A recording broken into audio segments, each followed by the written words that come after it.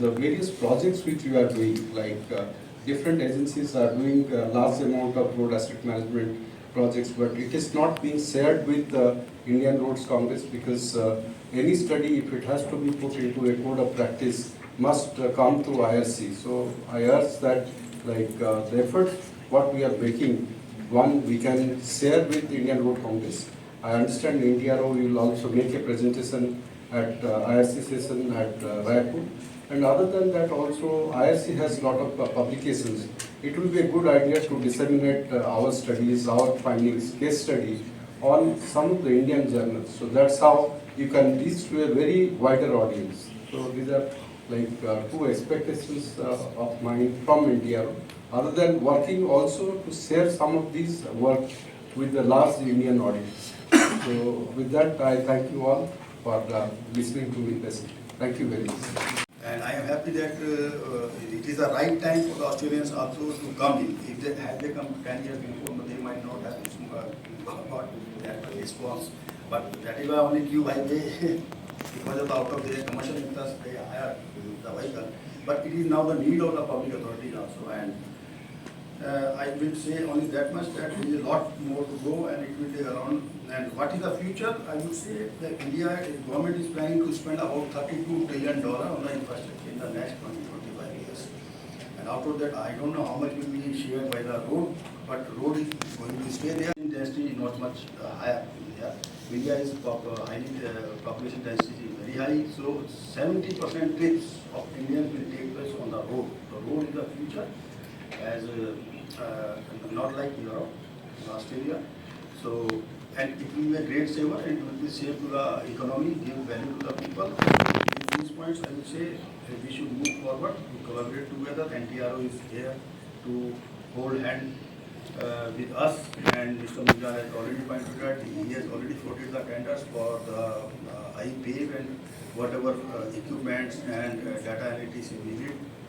And I see the ramps in the future of India. Thank you. Yeah, if you don't have that, well, your whole asset management cycle is full. New technology from Mr. Michael, Mr. Richard, and obviously our Indian government senior officials. So what we did today is about the briefing of next generation technology, which is being widely used in Australia and other developed countries, and which can be certainly brought into India. This is in detail talk about the technology. I would request Mr. Michael, CEO of NTRO, to give a brief what was talked today and how this next generation technology can benefit India.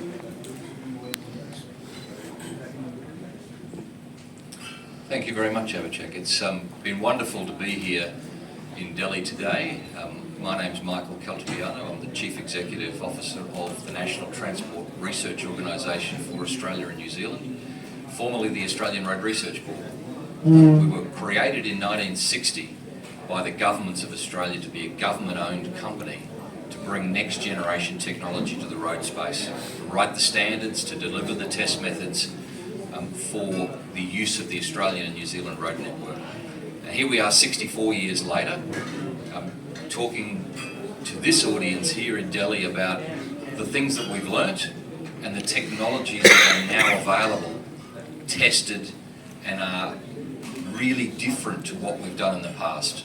This is the opportunity to change, to bring things that we've learnt on a very similar scale to India, very similar climatic conditions to a lot of parts of India. The Intelligent Pavement Assessment Vehicle, the iPave, is unique in the world because it collects the strength data from the road, as well as the cracking and the rutting and other performance characteristics, all in a single pass, all at traffic speed, all in one vehicle. It's a magnificent shift in technology to provide new data sets to government to make better decisions, to deliver value for money outcomes on a proven technology that's now been through 2 or 3 generations of understanding. It's a wonderful tool that Australian governments have been able to save hundreds of millions of dollars by understanding right treatment, right time, right place for treatments on their road networks. So today we spent a few hours together with some of the brightest minds in the Indian road community. There are some wonderful engineers and scientists in this country who really get it. Fantastic collaborative environment, and we will really look forward with our partners, Indian Road Survey Management here in India, Mr. Parasuraman.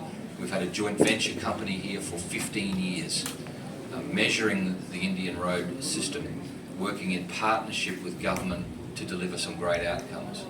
So we want to be able to partner with the Ministry, NHAI, CRRI, to be part of the Indian roading environment to deliver this next generation technology in partnership with government. That's what we do in the rest of the world, and we think it's time that this opportunity was presented here in India to make a step change, to deliver really great value for money outcomes. That's why we're here. Thank you, Mark. Thank you, Michael. Dr. Pradeep, Chief Scientist from CRRA. Good evening all, I am Dr. Pradeep Kumar, I am Chief Scientist in CSIR, Central Road Research Institute, New Delhi. Actually today we are talking about the technology. If you see why we are talking about the technology, why we are here. India is a second largest road network in our country, okay, and very soon we are going to be number one, okay, and we all are interested to preserve this big road asset. So what is required? The maintenance, okay? And there is another term I always say, the timely maintenance, okay? So there is a big difference between the maintenance and the timely maintenance. And you all will agree that there is now we all want the timely maintenance, okay? So how it is possible? Until unless if you use a efficient technology, okay? The efficiency and accuracy, both are important for us. So in that way, so without the use of technology, it is not possible to adopt the timely maintenance practices, okay? And which is very much required. So in that way, what I always say, like in 2006, the ministry has taken the initiative. We bring, with the help of ministry, the first network survey vehicle system, and then since then, now I found that more than 50 network survey vehicle systems are available in the country. And we used to structurally evaluate our payments using Benkelman beam deflection technique, which was very slow. But still, we are working with that technology for some kind of roads. But now we are using with the falling weight deflectometer. And now today, I am happy to see that now we are talking about the rolling weight.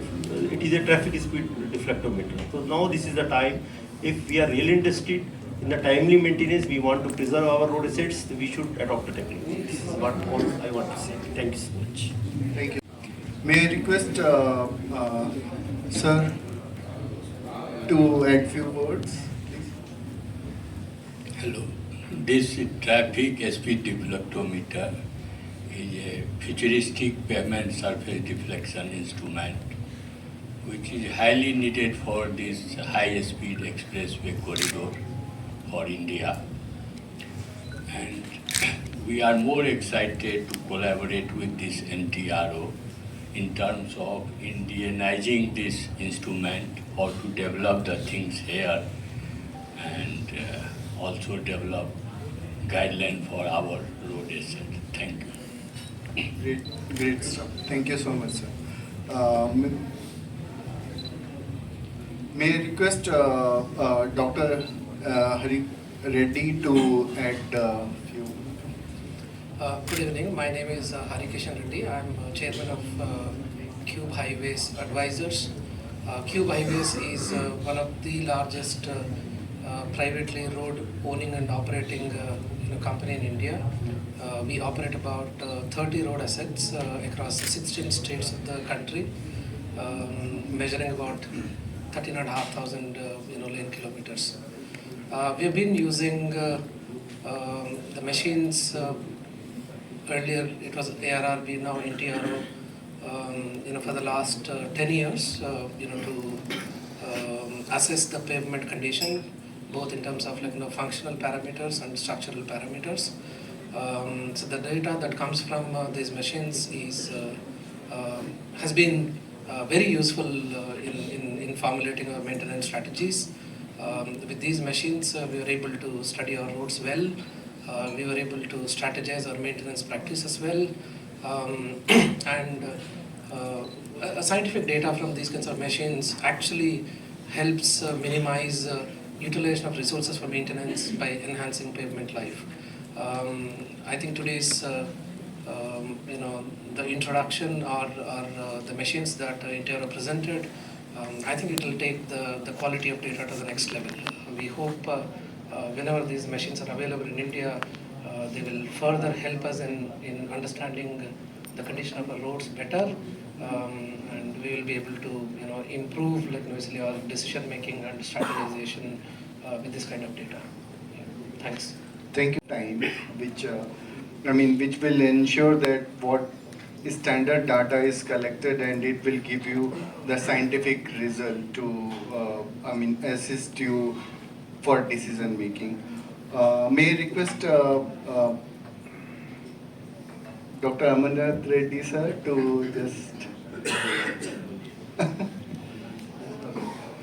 So this is. Australia and India, when you're having this partnership, so there's a lot of, India is a country, we're a developing nation, and the cost which comes with it, so how much is the cost escalation when you talk in terms of dollars? So is India able to afford at the CRRA level or the contractor level, are they able to afford and pay, and who's going to pay? The customer on the roads, are we going to pay that? It's a really good question. For those in the room who didn't hear the question, is how is India going to be able to afford it? What's the cost? My answer is this: is that you can't afford not to use the next generation technology. You have a $3 trillion road asset. You've got to be spending the money to understand the condition of the asset to then maintain it properly. So there's some, as I said before, there's some really smart people in NHAI, in the ministry, CRRI, who are working on these problems. But unless you have that baseline understanding of the strength of your pavement structures, how they're going to perform into the future, the consequence of moisture ingress, unless you have those data sets, you are in fact wasting money. You're not delivering value. So we now have the technology to get better value for money in our maintenance of our network and deliver really good outcomes for the community. There is a desire everywhere to deliver better value for money for communities. Developing nations, developed nations, they're the same. Road asset is the single biggest asset of any country. Single biggest asset's your road asset. So you've got to spend money to understand the condition of the network to save money, right treatment, right time, right place. Thanks. Just to from an industry perspective, just to add, so if you take a 100-kilometer road, with these kinds of technologies to test, maybe it will cost 8 to 10 lakh rupees. Just guessing with the ones that we are using. If 1 kilometer of road goes bad, it will take about 1 crore to repair it, right? So we all know, if you have some problem in the body, right investigations and right time, basically can save, huge amounts of money in terms of, what one would spend to treat, right? This is exactly or somewhat similar to that. If you find through this advanced investigations the symptoms of failure very early with very minimal amount, you can fix it. And those benefits are much, much more than what we are actually spending on investigations. So on the state level and the central government level, who's going to be, bearing that cost? If anybody can tell us. It's not that we are not spending this now. For example, I've been working in roads industry for 25 years. Earlier, for 100 kilometers to understand what is the condition of the road, people used to literally walk. You literally walk. So therefore, 4 or 5 people walking this road for about 15-20 days to understand what exactly in a detail if you want to map. Still you will miss out, right? At the end of the day, human being, okay, you ended the survey today here, next day you start after half a kilometer, you missed half a kilometer, right? So it's not that we were not spending money. We were spending money earlier, but on very rudimentary type of investigations. And sometimes the amount of money and effort that we spent, we are not getting that data. So these are very scientific means of collecting data. I don't think these are very expensive methods.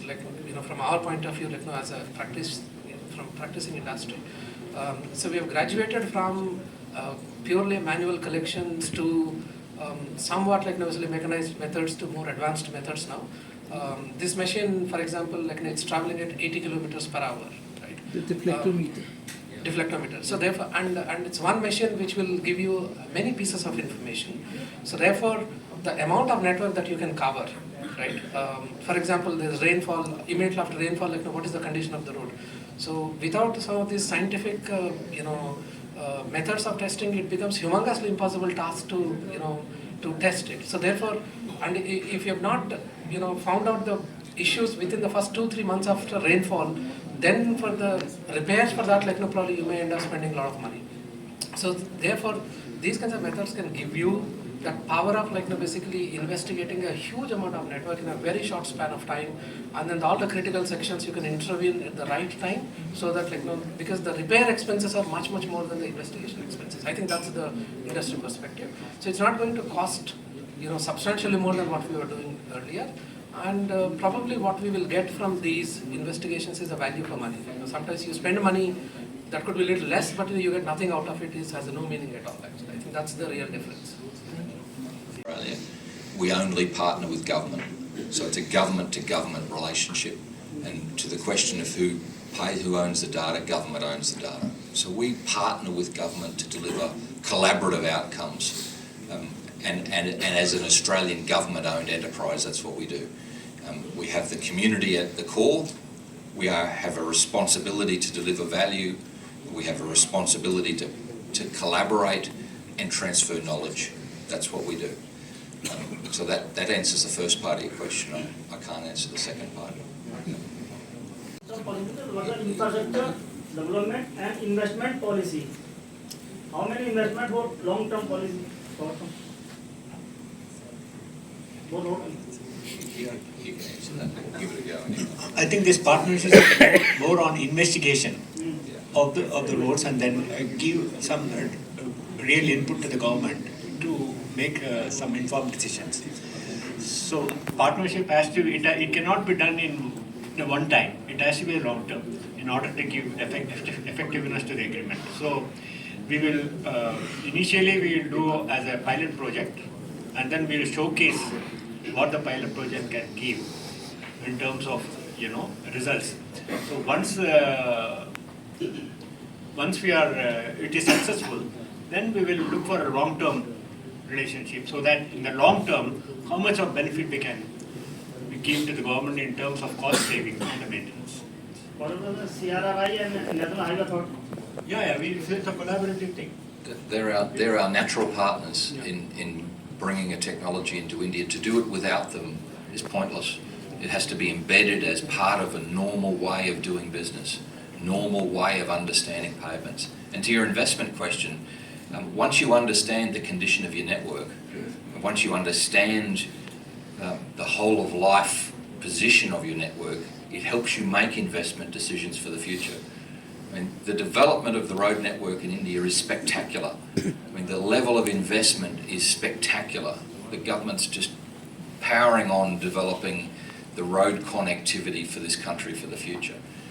Our small role in trying to help that investment profile is to allow the right decisions to be made at the right time, in the right place, as the network develops.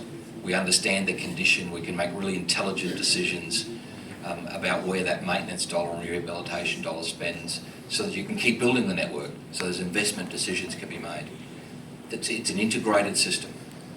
What we're saying is we can help better information in the front end, better quality in the front end, to enable the government to do more for the same amount of money.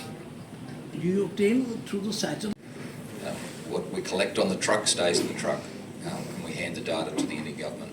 If we're using satellites, they'll be Indian satellites. All data stays in country. It'll be shared nowhere else. Very important principle. Whenever we work in any country, it's always in country, owned by the country. Save money and deliver better outcomes for the community. There are no cons, right? It's only upside. There is no downside. As you've just heard from CRRI, the adoption of technology in an intelligent, informed way, in partnership because there are going to be research questions here in India.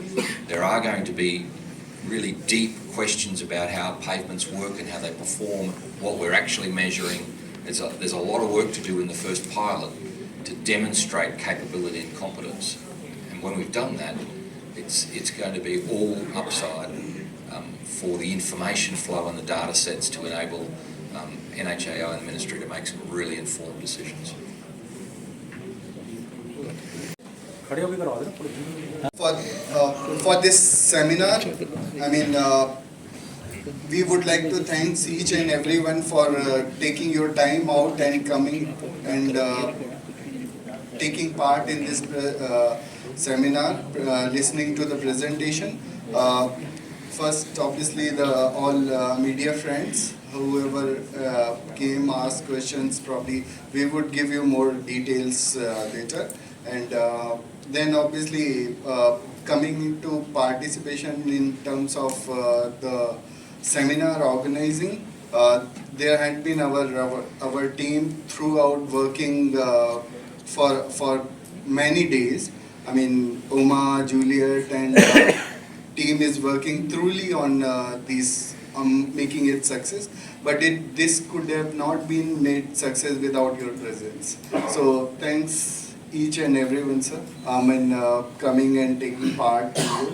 And as a thank note, we had just a memento to be presented. I would just invite to collect those mementos. First would be our partner from Australia. As a pavement engineer at heart, it's always great to have some technical conversations with colleagues. But I just, the message I'd leave you with is that we're in a world of change, and technology is part of that change. It's an ever-present part of that change. So we must adopt and move with that technology change, because it's going to deliver better value for money outcomes. It's going to mean more to our communities, and government's going to be able to do a better job. So thank you for coming along. It's been wonderful to be here. I'll be here for the rest of the week, and I'll be back again when that truck comes off the boat in sort of March, April next year, we hope. And we'll be away testing your roads for you, with you. Thank you. Yeah.